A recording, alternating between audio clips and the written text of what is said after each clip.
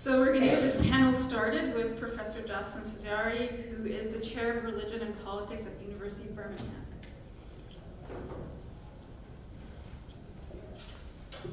Good afternoon. My presentation will deal with a perspective on political Islam, distinguishing it from Islamism. To start, we have now, as it said in the title of this panel, more than 40 years of discussion on political Islam. The narrative, the main narrative, starts with Islamically based political movement or parties attacking or resisting a secular state. Since 2000, especially after the Arab Spring, there has been more murky lines, since lots of these Islamic parties or movements went into the state without destroying it, actually. So what are we looking at?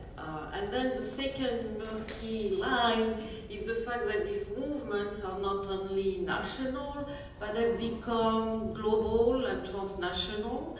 What they were in the beginning, historically, if we look back at pan-Islamism. So if I very bluntly summarize where we stand, the question is always about Islam. Is it compatible with democracy? And you have two sides. The one who use what I call the independent variable approach, looking at Islam in its texts, in its creeds, in the way that people carry Islam in their daily life, and how this influences their involvement with democracy or not. And the other one that I think is more dominant in my discipline of political science, which is to look at Islam as a proxy, not really influencing anything.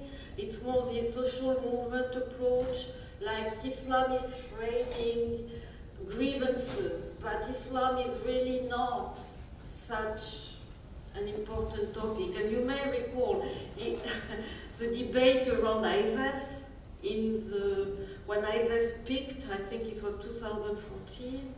And the big debate in the American academia with the media was, is ISIS Islamic? Right? And so you had exactly these two sides. No, it's really Islamic. It has to do with the Islamic tradition. And the other side, no, it has nothing to do with Islam. So my goal in the work I have done in the last decade has been to step away from that. And for that I try to distinguish political Islam as a broader phenomenon than Islamism. So let's start with a riddle.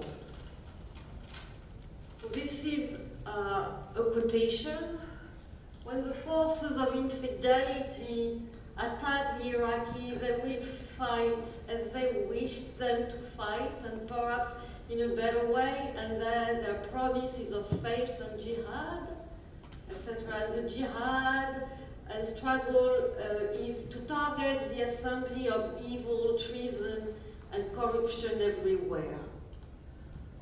So the question where would you put this quotation? And the one who have seen the PowerPoint, don't unveil the rest. But where does it stand? Is it the secular? Is it the political Islam? I mean, obviously, we would think this comes from some kind of Islamist in Iraq, right? It was Saddam. Yes, it's Saddam. Yes, that's Saddam. And this is political Islam. So the pushback I always hear, oh, but this is instrumentalization. But you don't instrumentalize anything. You know, you instrumentalize something that makes sense for your community and your political community. And it doesn't matter if Saddam or Bourguiba before don't believe in Islam. That's not the problem. It's like the people saying, why do evangelicals vote for Trump while he's obviously not a poster child for piety? That's a kind of dead end where we cannot look not only at political Islam, but politicization of religion in different contexts. So what does it mean? So I will look at political Islam not as synonymous for Islamism that I will reserve for Islamic movement or party, but I will look at it as a foundational political culture. And this foundational political culture was built with the nation state. And here it's important, not the state, it's not only state policies, that's the kind of pushback I had with my first work on this political Islam. It's not state manipulating, it's building first and foremost a national community that is not a given. And so what does this mean exactly? It means that we have to step away from religion only as belief associated with a person. And here I am attacking a big ghost of our scholarship on religion that is associated with Western secularization, and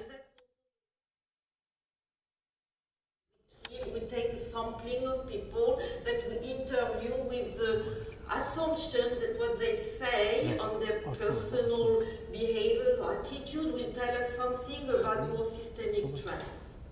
It's important to do that, but it's not enough. That's what I'm going to try to argue with you, because people who are not, that's also the kind of riddle we find, that people who are more religious, actually, personally, are not automatically the one interested in religiously based political movement.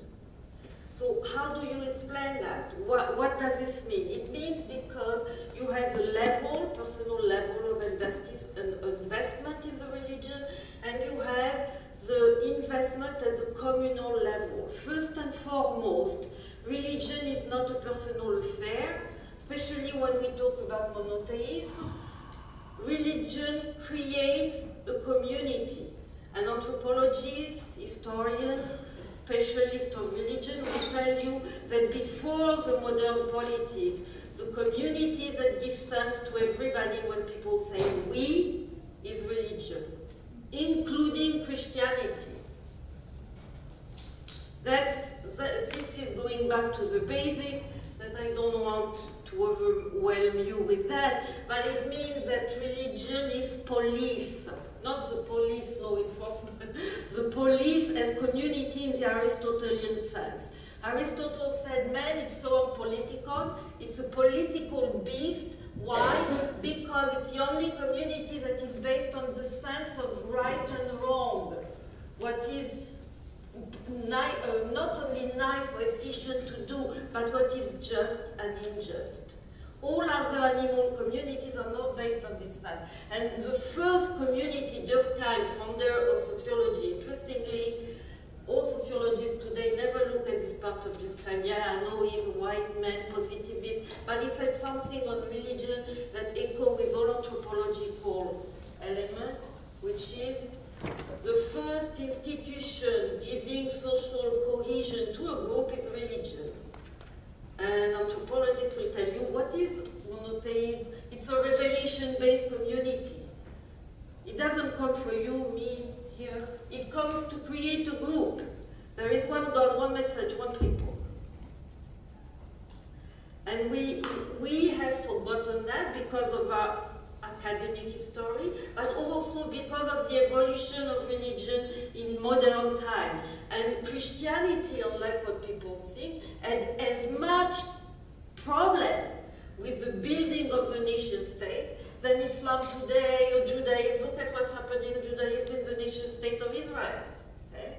So that's every religion, and I can say it pretty confidently. I look at Hinduism, I look at Buddhism, I look at Orthodoxy. You see the same tension emerging because the religious community is displaced by the national community. And national community is based on two features that do not exist together in any other community: equality of membership. Of course, you can be equal vis-à-vis God, but I do not know any religious community that is not hierarchical and distinguished by gender, by age, by knowledge. Every religious community, including Christianity. So what was interesting to me is to see how the reference of Islam as a community giving sense locally was displaced by the building of the nation as this homogeneous group where we are all taking a charge for our destiny independently of God. And that's not because we are imagined. You know, here we like very much Benedict Anderson. We are all imagined community. We are one right there. A nation is about a group of people saying we want to decide our fate on our own. And that's why it's so powerful everywhere. That's why nations, this is the only way you can exist internationally today. Trying to be a city or an empire doesn't work. Even ISIS, it didn't work. So once you said that, you see that the nation state, built by the so-called secular rulers, use Islam to build this nation community. I will finish right there. So it meant that to mobilize people, there is no nation. Turkey was created overnight, Pakistan overnight. Actually, in the history of nation building in Muslim land, the secular state comes before the nation.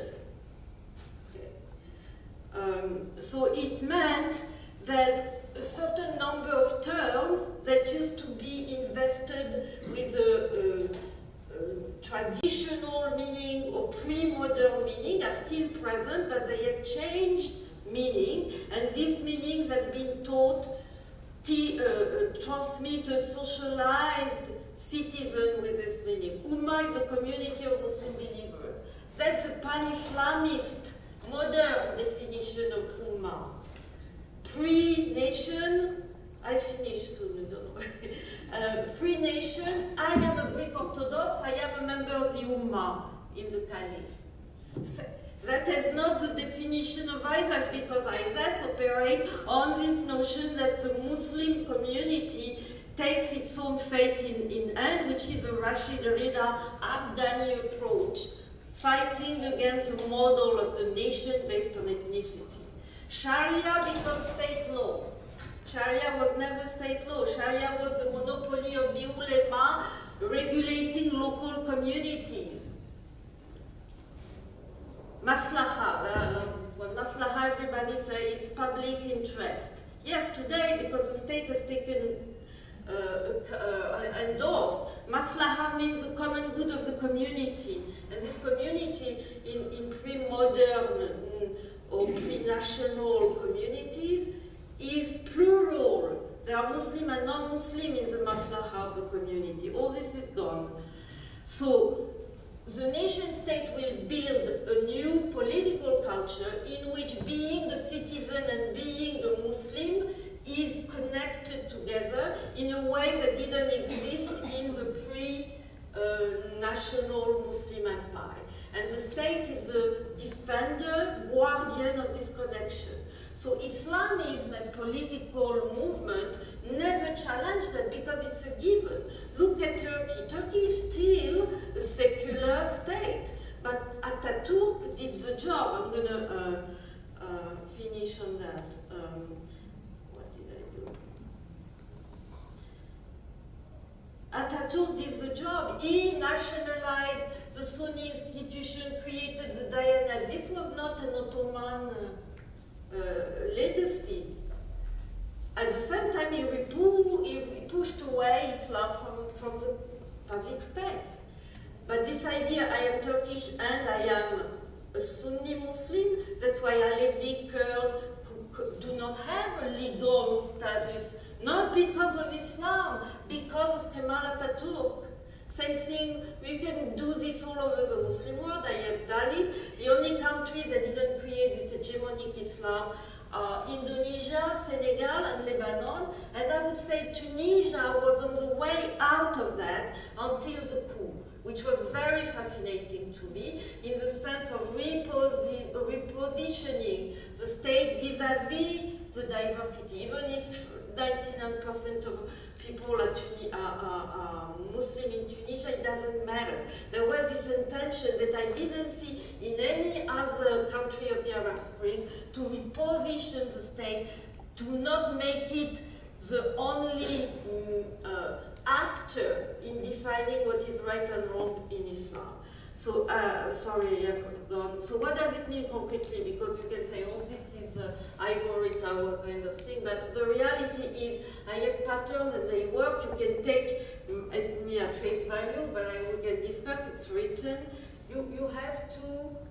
You cannot discuss political Islam if you don't locate it in the political culture of the countries in which it's operating. So it's not that Islam is incompatible with democracy. It is what is the political culture that allow a religiously based political movement to evolve toward democracy. It's a different question. We need to stay away from politics being only the monopoly of the state. And that's why also the evolution of Hanouchi is fascinating. He talks about civility. That is eminently political. It doesn't mean you need an Islamic party to be at the head of the state. It's returning towards the community. Police.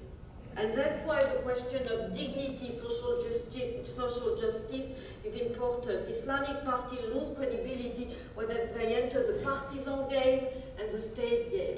They regain credibility when they talk for the maslahah of the people. And in this sense, it's never dead.